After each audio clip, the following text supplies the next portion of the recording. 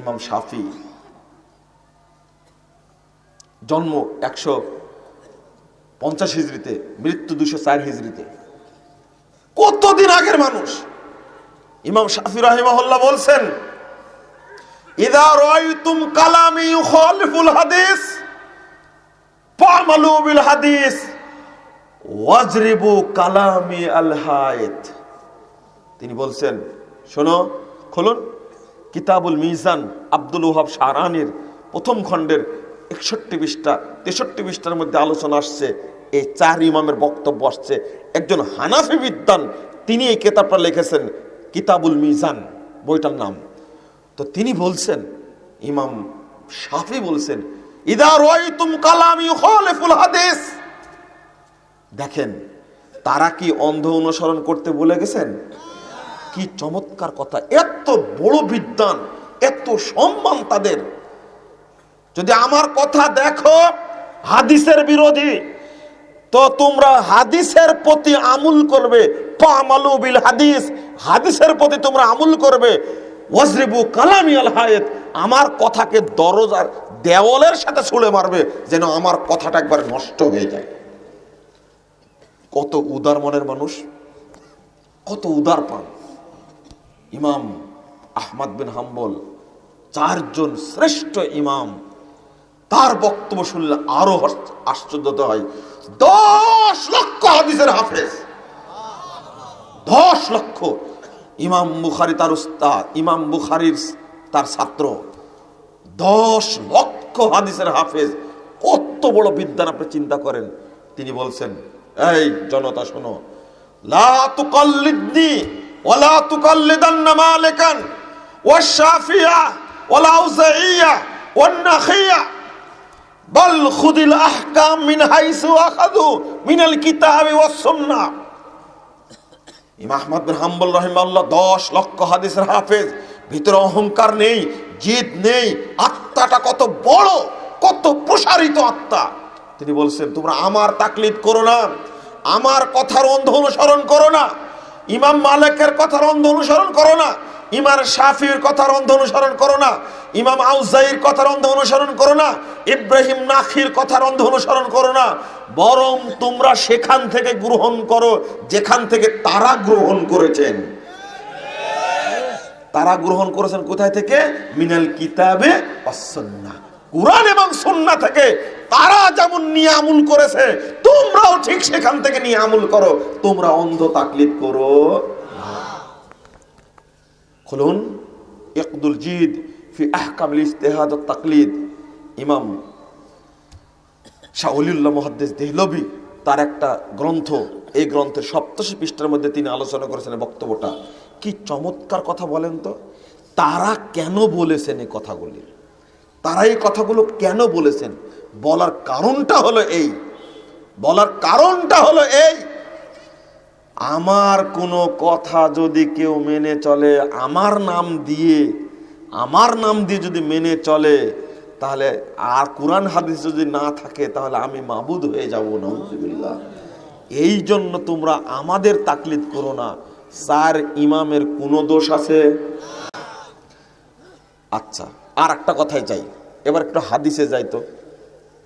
দেখেন 4 ইমামের কথা কত কড়া। ঠিক মুহাম্মদুর রাসূলুল্লাহ সাল্লাল্লাহু আলাইহি ওয়াসাল্লাম কি বললেন? 443 নম্বর হাদিস দারমির মধ্যে আসছে। আমি বুঝতে পারছি না যে আপনারা আমার বক্তব্যের প্রতি আগ্রহী না বিরক্ত বোধ করছেন।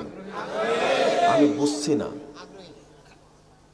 কারণ মনোযোগ না থাকলে এই বক্তব্য দিয়ে কোনো লাভ নেই। শুনুন, মুহাম্মদুর রাসূলুল্লাহ সাল্লাল্লাহু আলাইহি ওয়াসাল্লাম কি ছোটখাটো মানুষ ছিলেন? মনে হয় ছোটখাটোই ছিলেন। কত বড় মানুষ ছিলেন মুহাম্মদকে আপনারা চিনেন না।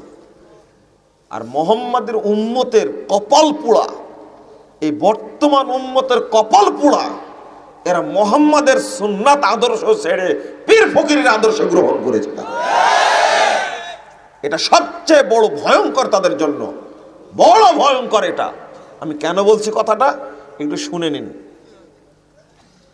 মুহাম্মদ সাল্লাল্লাহু আলাইহি সাল্লাম কত বড় মাপের মানুষ, তাকে যদি বলেন আল্লাহ ইয়া আইয়ুহার রাসূল বাল্লিগ মা উনজিলা ইলাইকা মির রাব্বিক, রাসূল শোনো, মুহাম্মদ শোনো, তুমি পৌঁছিয়ে দাও, সূরা মাইদা 67 নম্বর আয়াত, বাল্লিগ তুমি পৌঁছিয়ে দাও, মা উনজিলা যা নাজিল করা হয়েছে, ইলাইকা তোমার প্রতি, মির রাব্বিকা তোমার প্রভুর পক্ষ থেকে ওইটা পৌঁছাও। তোমার নিজের কথা পৌঁছায় না, যেটা আমার পক্ষ থেকে নাজিল হয়েছে তোমার কাছে ওইটা পৌঁছাও। কথা কি বুঝতে পেরেছেন? ওয়াইল্লাম তাফাল, যদি আমার কথা না পৌঁছাও, ফামা বাল্লাগতা রিসালাতা, তাহলে তুমি রিসালাতের দায়িত্ব পালন করলে না। ধমক দেখছেন? ধমক দেখছেন? একজন ব্যক্তি মুহাম্মদ সাল্লাল্লাহু আলাইহি ওয়াসাল্লাম, তার মতো শ্রেষ্ঠ মর্যাদাবান মানুষ নাই। তিনি যতদূর পর্যন্ত যেতে পেরেছেন পৃথিবীর কোন নবী যেতে পেরেছেন না। শুধু তাই, আপনি 448 নম্বর হাদিসটা খুলবেন, সহিহ মুসলিমের মধ্যে আসছে, আপনি আশ্চর্য হবেন, হতবাক হবেন। রাসূল সাল্লাল্লাহু আলাইহি ওয়াসাল্লাম মেরাজে গিয়েছিলেন না? আল্লাহ নিয়ে গেছিলেন মেরাজে। মেরাজ থেকে মেরাজে যাওয়ার সময় তিনি প্রথম আসমান, দ্বিতীয় আসমান, তৃতীয় আসমান, সপ্তম আসমান ভেদ করলেন। ভেদ করে তিনি একবারে আল্লাহর সঙ্গে কথাবার্তা বলে ফিরে যখন আসছেন, তখন বাইতুল মাকদেসে তাকে বিদায় দেওয়ার জন্য পৃথিবীতে যত নবী রাসূল এসেছিলেন সবাই উপস্থিত হয়েছিল এই জায়গাতে, তাকে বিদায় জানানোর জন্য। দেখা হয়েছে, এ দেখেন আকীদার বিষয়। কিভাবে হয়েছে এটা আমরা বলতে পারবো না, হাদিসে যেভাবে বর্ণিত হয়েছে আকীদার বিষয়, গায়েব বিষয়, ওইভাবে বিশ্বাস করতে হবে, ব্যাখ্যা দেওয়ার কোনো সুযোগ নাই। হ্যাঁ, দেখা হলো প্রথম আসমানে আদম আলাইহিস সালামের সাথে, দ্বিতীয় আসমানে দেখা হলো ঈসা আলাইহিস সালামের সাথে। পৃথিবীতে সবচেয়ে বয়স্ক নবীর নাম হলো ঈসা আলাইহিস সালাম, তাই না? বুঝেননি আপনারা মনে হয়? ঈসা আলাইহিস সালাম সবচেয়ে বয়স্ক নবী,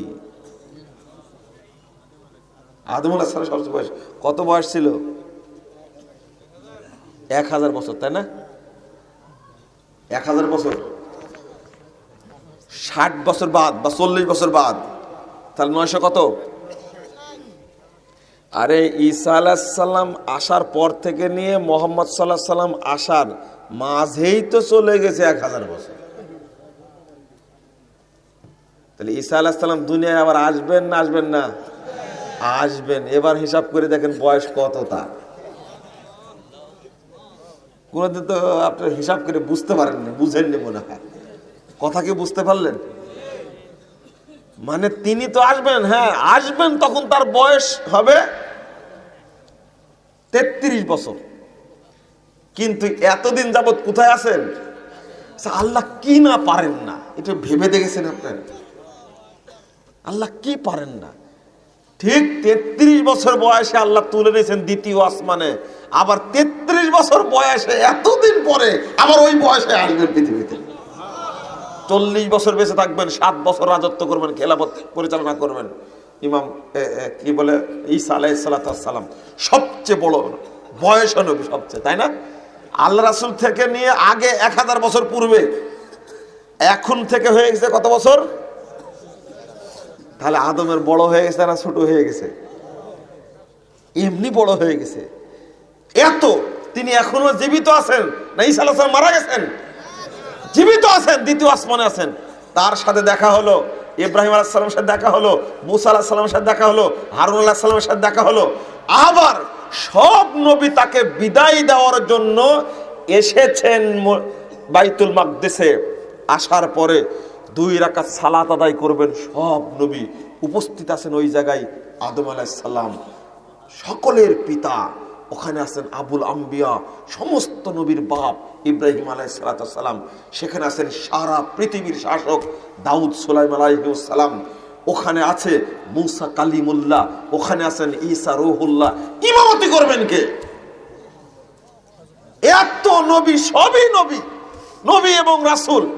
পৃথিবীতে যত হাদিসে যেগুলো আসছে হাদিসগুলো ত্রুটিপূর্ণ, 1,24,000 ত্রুটিপূর্ণ হাদিস, মতান্তর 2,24,000 ত্রুটিপূর্ণ হাদিস, 315 জন রাসূল এই হাদিসটা সহিহ। নবী যে কত আসছিলেন সঠিক হিসাব করে হাদিসে বর্ণিত হয়নি। সব নবী উপস্থিত ওই জায়গায়। ইমামতি করবেন কে? সবাই অপেক্ষমান, কে ইমামতি করবেন? ঠিক ইতিমধ্যেই জিবরিল আমিন এসে আমাদের নবী, আপনার নবী মুহাম্মদ সাল্লাল্লাহু আলাইহি ওয়াসাল্লামের হাত ধরে বলবেন, সবাই উপস্থিত থাকলেও আজকে ইমামতি করার অধিকার আপনার সামনে আসো। খুব ছোটখাটো নবী, তাই না? আল্লাহ রাসূল বলছেন, ফাইজা সাল্লামতু ওয়া সারাফতু, সালাত আদায় করে যখন আমি সালাত আদায় করে যখন সালাম ফিরে ঘাড় ঘুরে বসেছি, যখন ঘুরে বসেছি, তখন আমি তাকিয়ে দেখছি পৃথিবীতে যত নবী রাসূল পাঠিয়েছিলেন সমস্ত নবী রাসূল আমার মুক্তাদি হয়ে সালাত আদায় করছে। এবার আপনি বলেন তো নবী কত বড়, কত বড়? বুঝেননি, এখনো বুঝেননি আপনি।